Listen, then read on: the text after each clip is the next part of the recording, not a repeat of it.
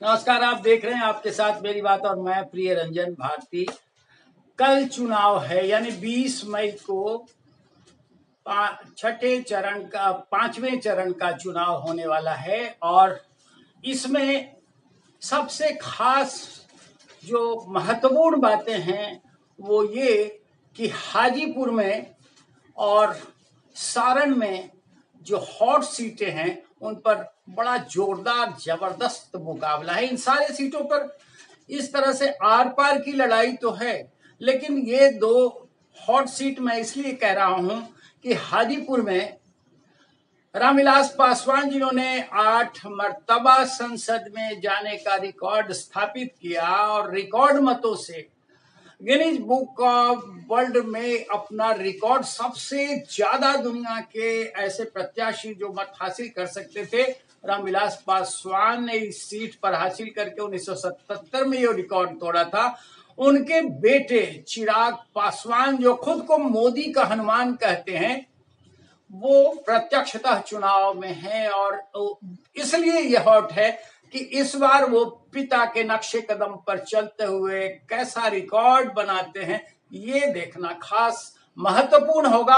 और उनके मुकाबले में इस बार आर पार की जो लड़ाई बनी है वो शिवचंद्र राम है। ये हाजीपुर सीट एक और चीज के लिए जानी जाती है कि यहाँ हमेशा लड़ाई में राम ही राम रहते हैं। भले अयोध्या में श्री राम का प्राकट्य एक मुद्दा देशव्यापी बना न बना, लेकिन हाजीपुर के लिए ये बड़ा मुद्दा है, क्योंकि यहाँ जब भी कोई जीता है राम नाम का धारी जीता है, और लड़ाई में भी हमेशा राम ही रहते हैं। और इस बार चिराग पासवान भी जो मैदान में हैं वो भी खुद को मोदी का हनुमान कहते हैं, यानी उनके राम तो हैं मैदान में। उन्होंने उनके लिए जनसभा भी की। और दूसरी तरफ उनके मुकाबले में शिवचंद्र राम है। इस तरह से राम नाम का यहाँ बड़ा जोर चल रहा है। देखना दिलचस्प होगा कि चिराग पासवान हैट्रिक बनाते हैं यहाँ से पिता के नक्शे कदम पर चलते हुए, या क्या गुल खिलाते हैं। और दूसरी सीट जो सारण है, वहां से मैंने आपसे बातें की हुई अपने साझा कि यहाँ तीसरी बार संसद में पहुंचने के लिए राजीव प्रताप रूढ़ी मैदान में उतरे हैं। और ये चित्तौड़गढ़ कहा जाता है, जिस तरह से राजस्थान का चित्तौड़गढ़ कहा जाने वाला ये क्षेत्र है सारण, वहां दूसरी बड़ी आबादी यादव समाज की है, रायदी लोगों की। और उसमें अपनी पैठ बनाने के लिए जो यहाँ से 4 बार सांसद रह चुके हैं, वो लालू प्रसाद यादव अपनी बेटी रोहिणी आचार्य को मैदान में उतारे हुए हैं। उनके बीच जोर आजमाइश जारी है। यहाँ भी प्रधानमंत्री मोदी ने अपनी सभा करके राजीव प्रताप रूढ़ी को संसद में भेजने के लिए लगातार अपील की लोगों से, और उसका असर भी हुआ है। और मैंने आपसे कारण गिनाए हैं कि इस चुनाव में दिख ये रहा है कि मोदी का कार्ड सबसे अहम नजर आ रहा है। लोग उसकी तरफ आकर्षित होते नजर आ रहे हैं। और दूसरी तरफ जो झुकाव लोगों का है, बदलाव चाहते हैं, और भी कारणों से, वो जातीय कारणों से या स्थानीय कारणों से जो भी उनमें बिखराव है, वो बस ये आप मान के चलिए कि बिहार में उसका सबसे बड़ा आधार जातीय होता है, और ये दिखता भी है।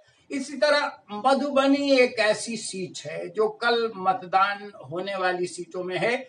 मधुबनी में आप जानते होंगे हुकुमदेव नारायण यादव बहुचर्चित सांसद और पूर्व मुख्यमंत्री डॉक्टर जगन्नाथ मिश्र का गृह क्षेत्र, ये इलाका, यहाँ से बहुतेरे लोगों ने कीर्तिमान स्थापित किए।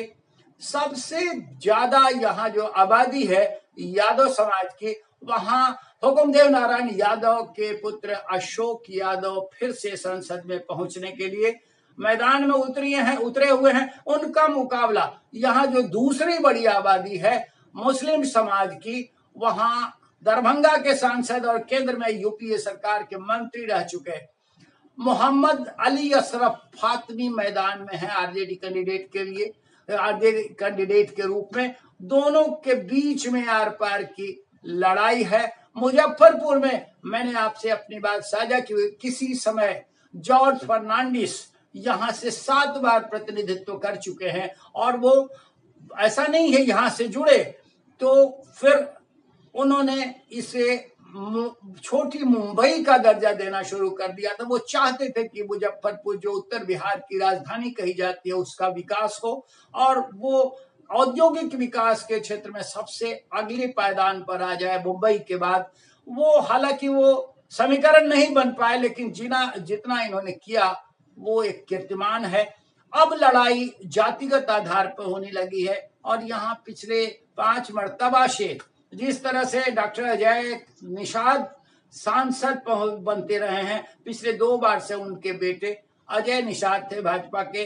अब इस बार उनकी हार की संभावनाओं को देखते हुए पार्टी ने उनको उम्मीदवार नहीं बनाया। वो कांग्रेस से मैदान में है अजय निषाद, और उनके ठीक विपरीत जिनसे उनकी लड़ाई, जिनसे उनका सामना हो रहा है, वो राजभूषण साहनी वीआईपी में थे, विकासशील इंसान पार्टी में। पिछली बार उन्होंने अजय निषाद से मात खाई थी, अब इस बार वो भाजपा के दामन थाम कर खुद प्रत्याशी बन गए हैं भारतीय जनता पार्टी की। लड़ाई बड़ी दिलचस्प और रोचक है अजय निषाद और राजभूषण साहनी के बीच में। और अब एक सीट और है जिस पर आप गौर किए होंगे, वो है, अब राम का नाम जब चला है तो माता जानकी यानी सीता की चर्चा होनी चाहिए, और सीता भूमि यानी जानकी, जगत जननी जानकी के जन्म स्थल सीतामढ़ी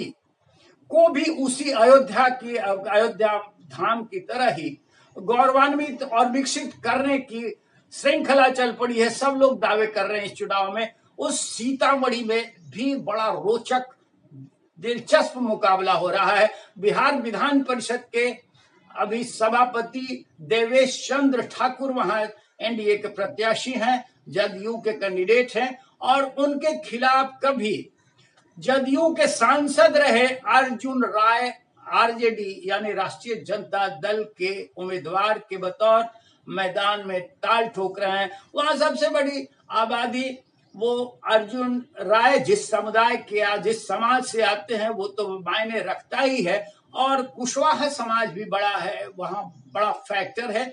ब्राह्मणों की आबादी भी ऐसी है जो जीत हार का निर्णायक मोड़ पर ला देती है प्रत्याशी को।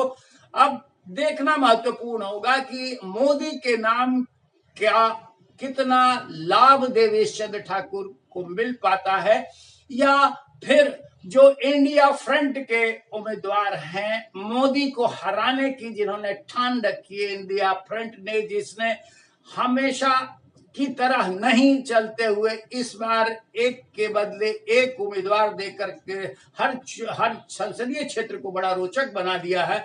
वहां अर्जुन राय क्या गोल खिलाते हैं, देवेश चंद्र ठाकुर को मात देते हैं या नहीं, ये कल तय हो जाएगा। इन 5 सीटों पर सीतामढ़ी, सारण, मुजफ्फरपुर, मधुबनी और हाजीपुर में कल 8 बजे से वोटिंग है, और वोटिंग शाम तक पूरी हो जाएगी। आप सभी से ये भी अनुरोध मैं बार बार ये आग्रह करता रहा हूं कि आपके एक वोट से ही जनतंत्र बनता है, लोकतंत्र टिका हुआ है। आपके वोट का अधिकार इतना बड़ा है कि आप एक प्रधानमंत्री देश का चुनते हैं अपने जनप्रतिनिधि के साथ साथ, तो आप अपने वोट को छोटा मत जानिए और बढ़ चढ़ करके अपने अधिकार का प्रयोग कीजिए, यानी वोट देना मत भूलिए।